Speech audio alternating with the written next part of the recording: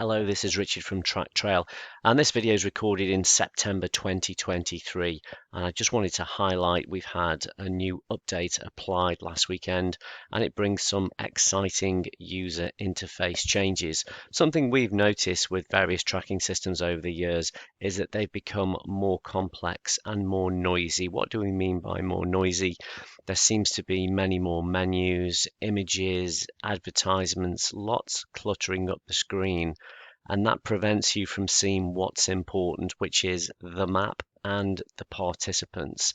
So we have decided to reverse that trend and try and simplify our user interface and bring the maximum of that amount of value of screen and trackers to you. So right now you're looking at our new designed interface, and hopefully straight away that you can see it's almost entirely the map that's showing. There are no bars across the very top that are permanently blocking the view. There are no permanent sidebars that run right the length down the side.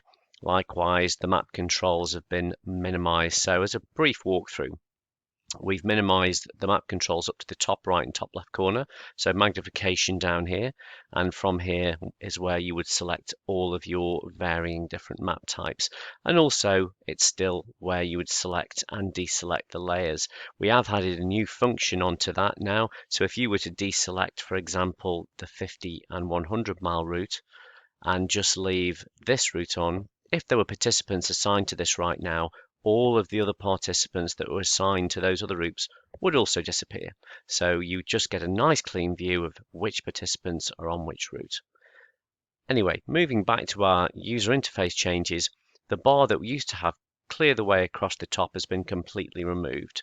And again, the sidebar and the smaller submenus, which were on the top here, have been completely removed and docked into this sidebar here. Now, all the information and more is still available, but you choose when you want to see that. So now you should see there's a little arrow just to the side of each of these. And if I was to click on this one here, you will see it brings up the black bar that you were used to in the past, which has got the name of the event or expedition, the date and time span, and we've also added our contact details on there just to make it easier for you to get in contact with us. Now, in order to dock that back where it was, you can click this button here. Alternatively, you can simply click on here, or indeed anywhere on there, which will also dock it back into place and instantly get back to the map.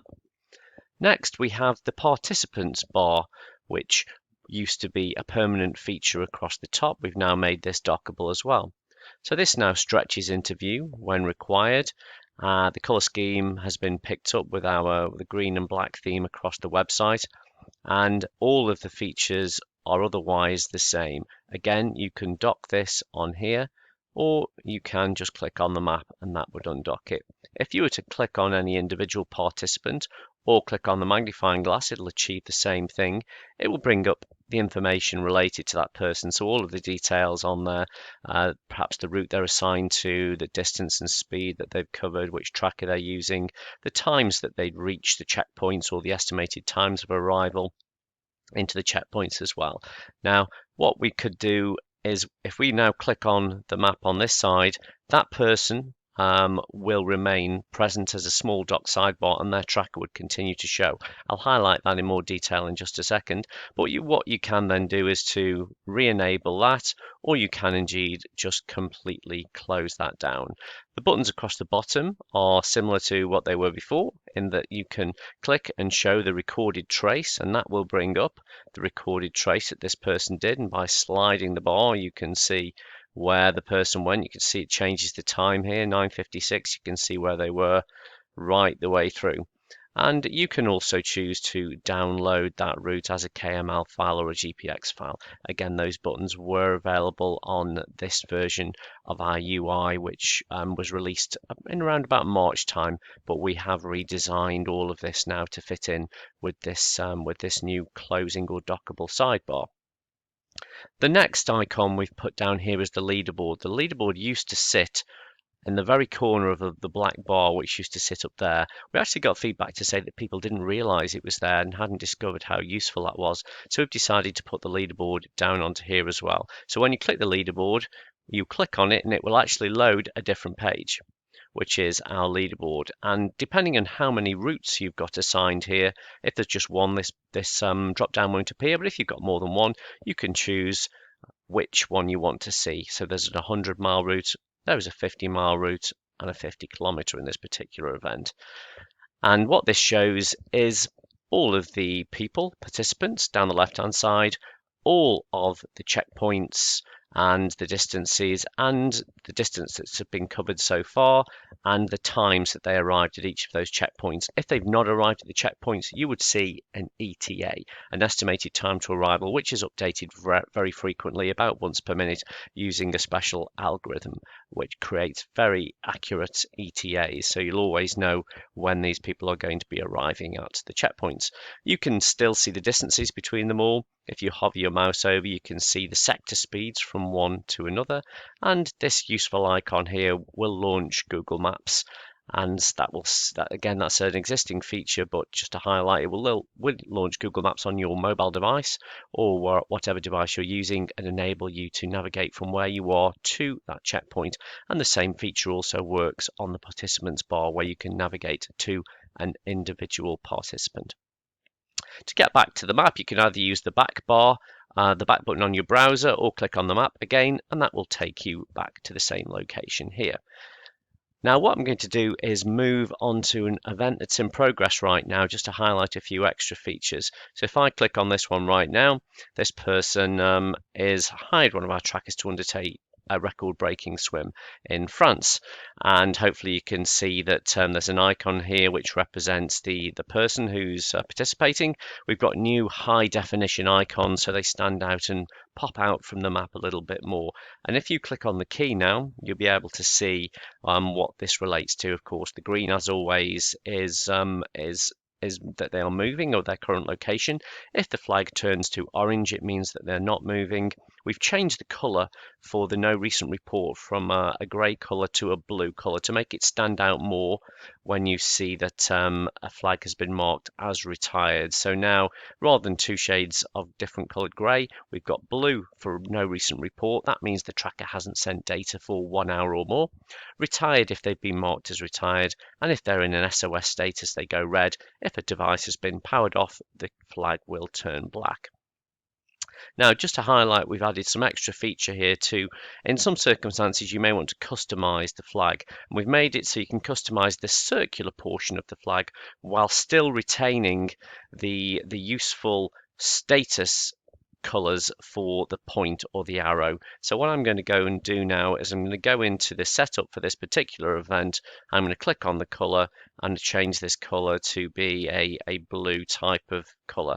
Now, if I go back onto this map and then just refresh the page, you will hopefully see now that the flag has changed to the color which we've just selected.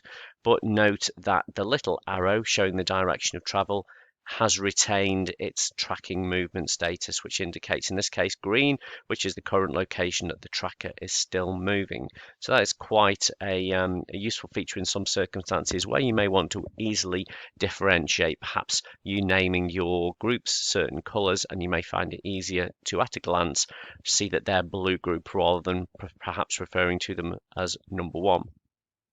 Now, if we take it back a step to the whole purpose of this, it was really because we appreciate that most people are using mobile phones to view these tracking maps on. When we look at our web statistics, around 95% of our user base are using mobile phones to view our tracking maps. So we always design with mobile first in mind. And we've done exactly the same for this redesign. What I'm going to show you now is a simulation of how this particular page looks on a mobile phone. So I've got some development tools on this web browser, which I'm going to reduce it down to the size of 388 pixels wide by 844. Where have I got that from? That's actually the size of an iPhone 14 screen. So the distances and sizes and pixels may look slightly different on your device, but hopefully the space you can see which is the blue bar to the blue bar. Ignore this grey around the outside, that's just related to the development tools. This is what you'd actually see on your mobile phone, and hopefully again straight away you can see the enormous amount of visible screen, no longer impeded by the permanent black bar that's sitting across the top, or the other menus which would frequently move right the way down into this area here, impeding the view. So we hope you'll agree that really has improved our user interface, and all the feedback we got on an event at the weekend, everybody was exceptionally impressed, really liked it, commenting it was the best user interface that they had used on any tracking system. So hopefully you will all enjoy that too. We would welcome your feedback. We're always looking to improve our user interface and our functionalities. But thank you for listening to this September 2023 update, and we hope to provide tracking service to you in the very near future. Thank you very much.